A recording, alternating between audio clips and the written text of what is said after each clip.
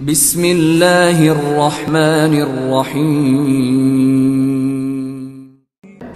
Banyak tanya jawab dari saudara-saudara kita yang mencari nafkah di luar negeri yang non muslim. Sampai sekarang saya ingat, Ustadz, apa hukumnya sholat di WC? Oh, kenapa sholat di WC? Karena atasan kami tidak mengizinkan kami sholat. Jadi saya lihat dulu gimana modelnya. Jadi rupanya yang dia maksud sholat di WC itu ada WC dengan pintu-pintu panjang. Nah, di jalan itu dia bentang sajadah. Tahu arah kiblatnya? Iya Ustaz, saya agak-agak. Tidak ada najis di situ, nampak nyata. Tidak. Insya Allah di dalam itu saja tempat buang air besar kecil. Sedangkan jalan ini insya Allah suci bersih. Tak ada ruang sama sekali, tidak ada. Itu pun kalau sampai kami ketahuan nanti kami kena hukum. Jelas sholatlah di situ. Gimana cara sholatnya? Jangan baca iftitah, langsung Fatihah saja, tidak pakai ayat, rukun-rukun saja. Allahu Akbar, Fatihah, langsung ruku, satu kali tasbih. Subhana rabbiyal azim. Subhana rabbiyal azim itu sependek-pendek tumakninah, sah. Sami Allahu liman hamidah, Rabbana lakal hamdu milus samawati wa milul ardi wa milu ma syi'ta min syai'in ba'du. Allahu Akbar, Subhana rabbiyal a'la. Cukup. Allahu Akbar, Rabbighfirli warhamni wajburni warfa'ni warzuqni wahdini wa'afini wa'fu anni. Allahu Akbar, Subhana rabbiyal a'la. Allahu Akbar. Fatihah lagi terus supaya jangan sampai tertangkap sama sekali. Begitulah saudara-saudara kita itu menyelamatkan akidah di negeri yang tidak membenarkan kalimat Allah dikumandangkan. Jadi begitu saya sampai di sini tadi, kita ramai sholat berjamaah, Masya Allah, masih tinggal di tempat dibenarkan sholat berjamaah, dibenarkan kalimat Allah dikumandangkan. Ada syukur yang besar.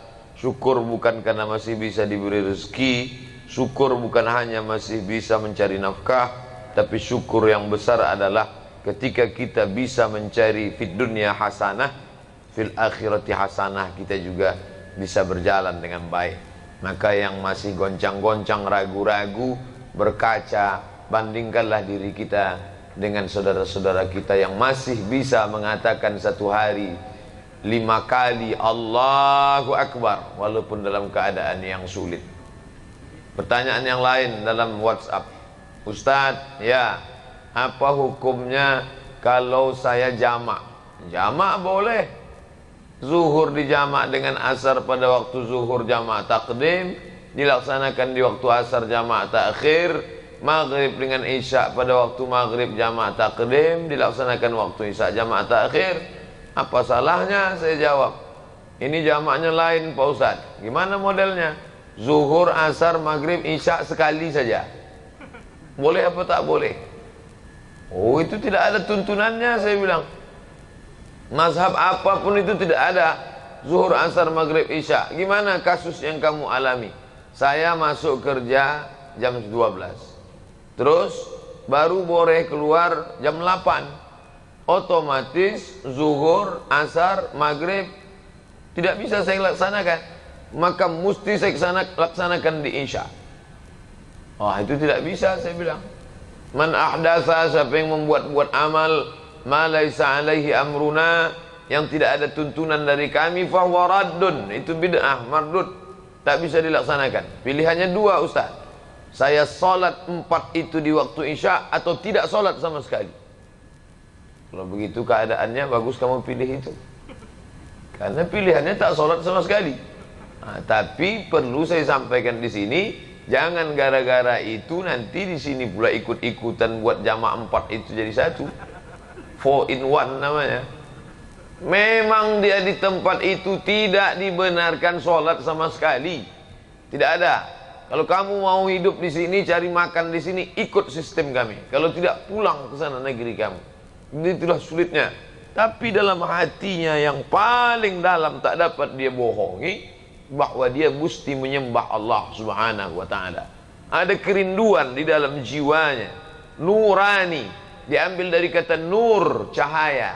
hati nurani yang tak bisa dibohongi, ma'aka fi sadrika, sesuatu yang menyesakkan dadamu dan engkau malu kalau sampai itu diketahui orang, kerinduan yang dalam. Azan tak dia dengar, dia tak dengar suara azan, dia berada di dalam gedung, tapi ketika waktu itu dia lihat, oh, aku mesti mengagungkan Allah, aku mesti mengatakan Allahu Akbar, aku mesti berserah kepada Allah. Inna salati wa nusuki wa mahyaya wa mamati lillah. Aku mesti menempelkan kening ini ke lantai untuk bersimpuh, merasakan bahwa aku bukan apa-apa dan bukan siapa-siapa. Aku mesti mengatakan dia yang maha tinggi, aku yang maha rendah. Subhana rabbiyal a'la, maha suci dia yang maha tinggi, sedangkan aku sangat amat rendah, hina, nista, papa, tak ada apa-apa di hadapan Allah subhanahu wa ta'ala. Tak ada cara lain. Oleh sebab itu, ketika kita masih diberikan waktu, kesempatan, tidak mungkin seluasa sahabat kawan-kawan kita di luar sana, maka ini nikmat yang besar. Nikmat yang paling besar adalah ketika kita masih bisa menjaga iman, karena itu yang akan kita bawa menghadap Allah subhanahu wa ta'ala. Berapa banyak orang cari makan sampai tak sempat makan, ini kan luar biasa. Berapa banyak orang sibuk mencari hidup sampai tak bisa menikmati hidup, ini luar biasa. Berapa banyak orang yang sibuk mencari penghidupan yang singkat ini, sampai kehidupan yang kekal abadi itu tak dapat dia cicipi. Lam yajid irfal jannah, tak bisa mencium bau surga. Walaupun baunya itu sudah tercium masirata 500 alfi sanah, perjalanan 500 tahun perjalanan. 500 tahun perjalanan akan ditempuh, sudah tercium harum semerbaknya, dia jangankan masuk ke dalam, menciumnya pun tidak. Na'udzubillah. Maka ketika kita masih bisa disempat-sempatkan hidup ini, disempat-sempatkan masa bekerja ini untuk beribadah kepada Allah, inilah yang luar biasa. Singkat, pendek, tapi kalau kita salah menyikapinya, fatal akibatnya. Masa kanak-kanak berpindah ke masa remaja, remaja tak lama hilang layu masuk ke masa tua, tua pun akan berakhir sakit-sakitan, habis itu mati. Itu kalau sempat sakit. Ada yang tak sempat sakit sama sekali, batuk mati kontan, minum kopi mati, kopi Mirna. Iya kalau sempat sakit, iya kalau sempat. Orang yang sakit bukan orang kena azab, orang yang sakit adalah orang yang sedang mengalami lampu kuning. Di saat lampu kuning itu dia masih sempat merenung, oh aku sekarang sakit, gimana kalau besok mati. Aku sekarang sakit, melihat kawan sehat. Aku sekarang sakit, selama ini aku bergelimang dosa. Masih sempat sakit, masih sempat ada lampu kuning. Bagaimana kalau tidak sempat sama sekali? Berapa banyak orang yang merasa hidupnya masih lama, tapi kesempatan itu ditarik Allah subhanahu wa ta'ala fujatan, suddenly, tiba-tiba, tak sempat berpikir mati, langsung mati. Adinda, kita untuk muda ini enggak usahlah dulu menghadap Allah, nantilah udah agak-agak tua, udah agak-agak layu, udah pensiun. Yakin betul malaikat maut datang setelah pensiun. Malaikat maut datang tak pernah melihat akte kelahiran. Malaikat maut datang tidak pernah melihat kontrak kerja. Yang muda jangan bangga, yang tua jangan putus asa. Yang sehat jangan merasa pede, yang sakit jangan merasa tak ada kesempatan untuk beribadah.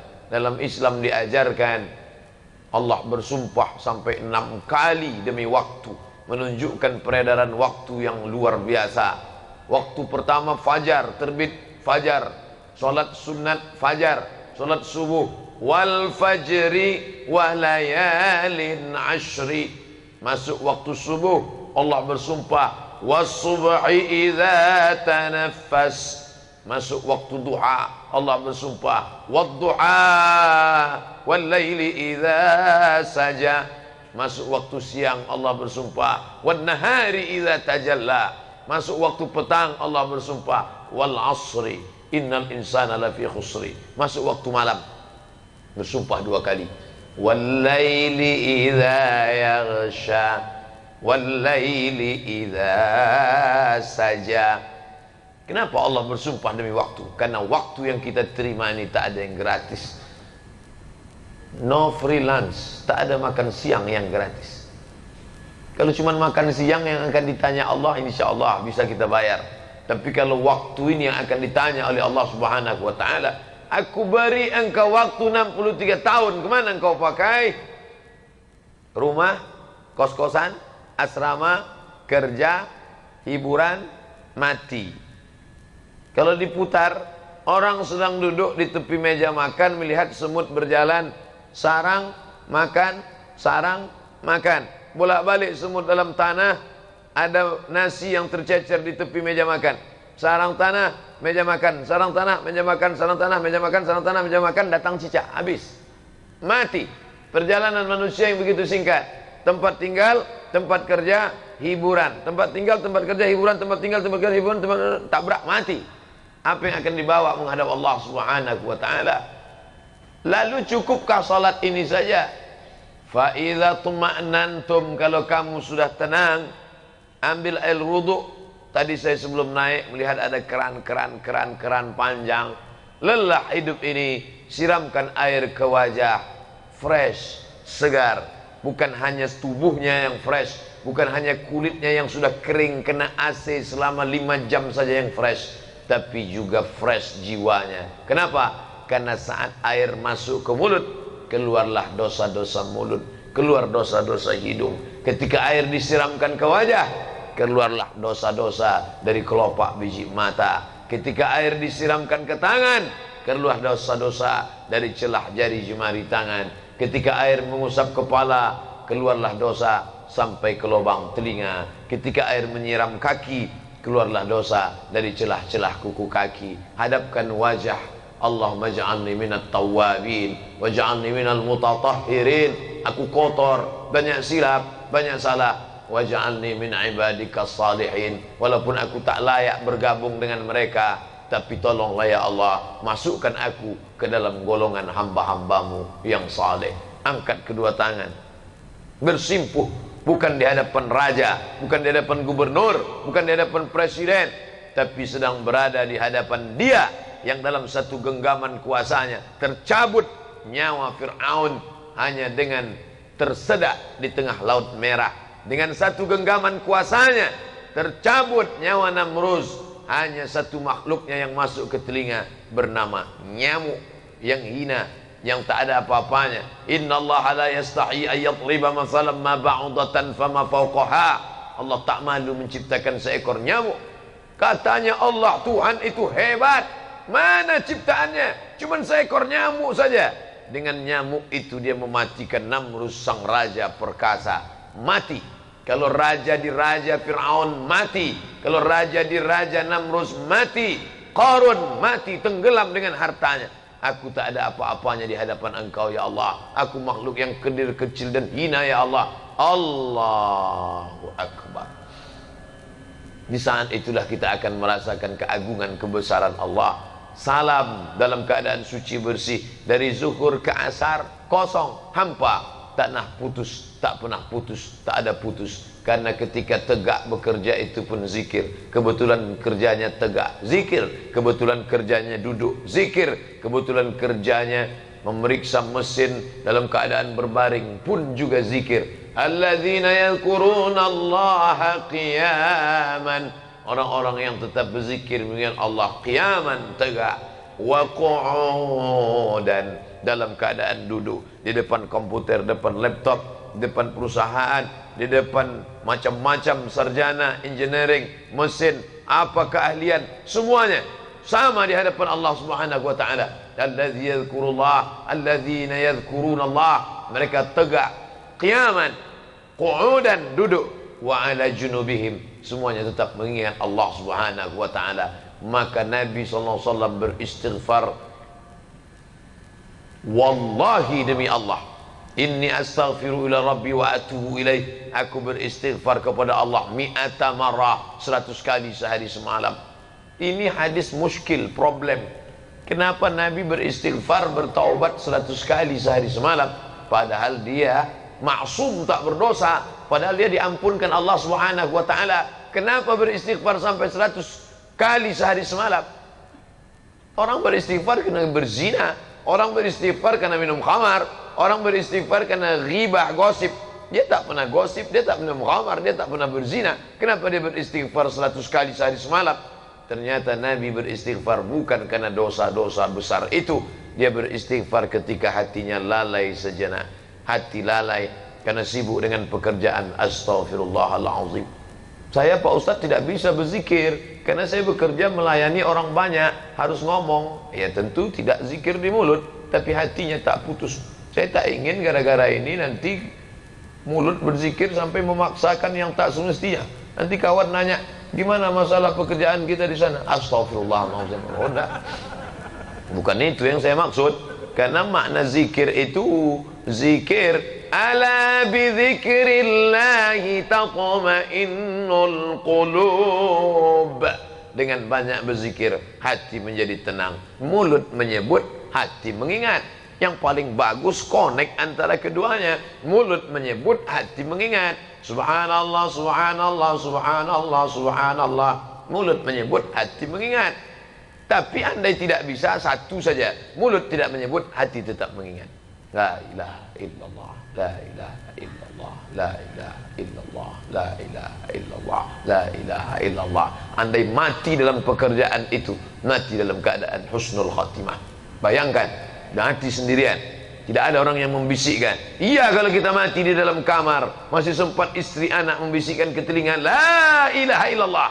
Bagaimana kalau mati dalam keadaan kecelakaan lalu lintas, dalam keadaan pakai helm, jatuh, terkapar, datang orang bisikkan, la ilaha, mana bisa, tak masuk suara lewat helm. Siapa yang membisikkan saat itu? Satu-satunya yang menyelamatkan adalah zikir daim yang kekal tak pernah putus dalam. Makanya bawa subhanallah, la ilaha illallah, la ilaha. Saya alhamdulillah, semua orang yang naik motor saya perhatikan itu, alhamdulillah. Ternyata orang berzikir, walaupun naik sepeda motor dia buka helmnya, saya tengok mulutnya tak berhenti. Oh zikir, rupanya tak zikir, HP nyelip di samping. Sangka berzikir, main ngomong iya. Tak pernah putus dalam, asal lalai. Azan berkumandang, Allahu Akbar, Allahu Akbar, Allahu Akbar, Allahu Akbar. Mana bisa kami menjawab Allahu Akbar Pak Ustaz? Kami dalam WC tak boleh nyebut nama Allah. Mulut berhenti, hati tetap menyebut. Tak boleh menyebut azan. Ini masuk kamar mandi, terdengar suara azan, Allahu Akbar, Allahu Akbar, Allahu Akbar, Allah. Haram. Boleh, tapi di dalam tetap menyebut Allahu Akbar, Allahu Akbar. Artinya apa? Setan masuk bukan lewat tapak kaki. Dari mana dia masuk? Allazi waswisu fi sudur, sudur dada, fi sudurin nas minal jinnati wan nas. Kalau yang berbisik itu nas, nas yang berbisik. Mau kemana bro? Mau sholat. Alah ente sholat. Itu kawan kita sholat, rezekinya makin macet, hidupnya makin susah. Kemarin sebelum sholat nggak ada apa-apa, adem ayam tentrem. Begitu sholat 2 kali, hilang helm.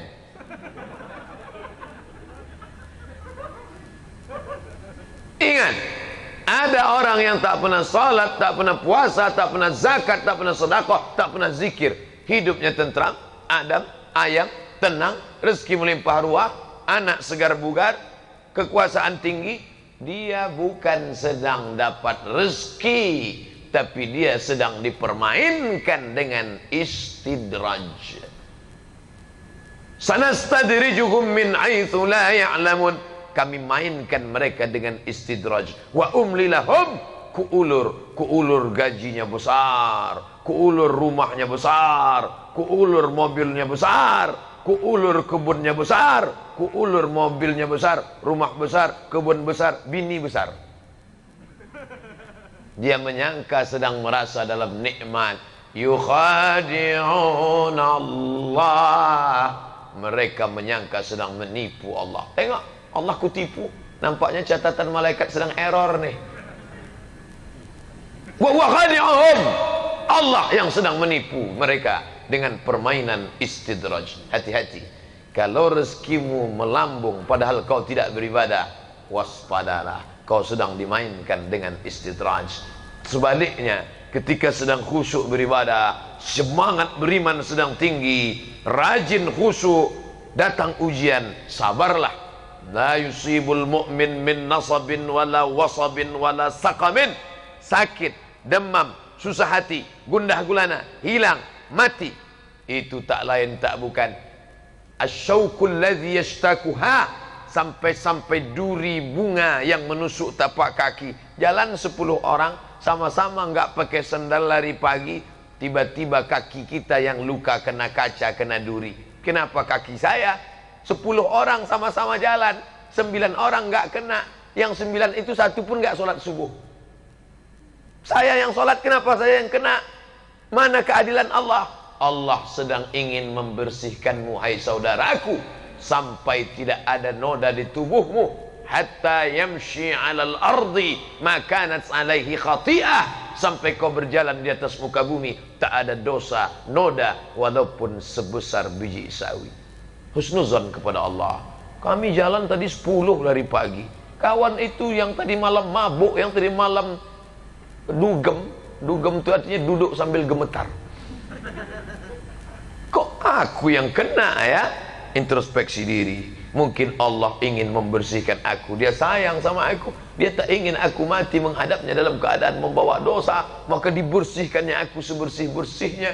Sedangkan yang tadi itu kenapa hidupnya Adam ayam saja? Mungkin dia buat baik dan Allah balas kebaikannya. Semua orang yang buat baik di dunia dibalas Allah, walaupun pemabuk, walaupun peminum khamar, walaupun pezina. Pezina, mabuk, pulang ketemu fakir miskin, dia ambil 50.000 sambil mabuk. Ini kau ambil, aku kasihan betul nengok ente. Dibalas Allah langsung di dunia. Kehidupannya tenang di dunia, nyaman, lancar rezekinya. Loh, kenapa Allah balas di dunia? Supaya di akhirat dia tinggal masuk neraka jahanam. Begitulah keadilan Allah Subhanahu wa taala. Buka dalam kitab fikih sunnah Said Sabiq bab wakaf. Orang kafir kalau dia bersedekah langsung dibalas Allah di dunia. Supaya apa? Di akhirat tinggal merasakan khalidina fiha abada, kekal selama-lamanya dalam neraka jahanam. Allahumma khtim lana bi husnil khatimah, tutup umur kami dengan husnul khatimah, wala takhtim alaina bi su'il khatimah, jangan tutup umur kami dengan su'ul khatimah. Allahumma ahyina bil iman, hidupkan kami dengan iman, wa amitsna bil iman, matikan kami dengan iman, wa akhrijna minad dunya ma'al iman, saat keluar dari dunia ini jadikan kami keluar membawa iman. Allahumma ja'al akhira kalamina inda intihai ajalina, jadikanlah ucapan terakhir kami saat ajal kami tiba. Nanti yang terakhir keluar dari mulut kami adalah la ilaha illallah. Godaan yang kami hadapi keras, dahsyat, ombaknya kuat. Kalau tak kuat tiang pancang kami akan hanyut dipukul ombak, dihempas gelombang. Ya Allah, ya muqallibal qulub, wahai engkau yang membolak-balikkan hati, sabbit qulubana, kokohkan hati kami, kuatkan iman kami ala dinik, dalam agamamu dan dalam ketaatan kepadamu ya Allah. Rabbana atina fid dunya hasanah wa fil akhirati hasanah wa qina azabannar. Wa sallallahu ala sayyidina Muhammad wa ala alihi wa sahbihi wa sallam. Walhamdulillahi rabbil alamin. Taqabbalallahu minkum minna wa minkum taqabbal ya karim.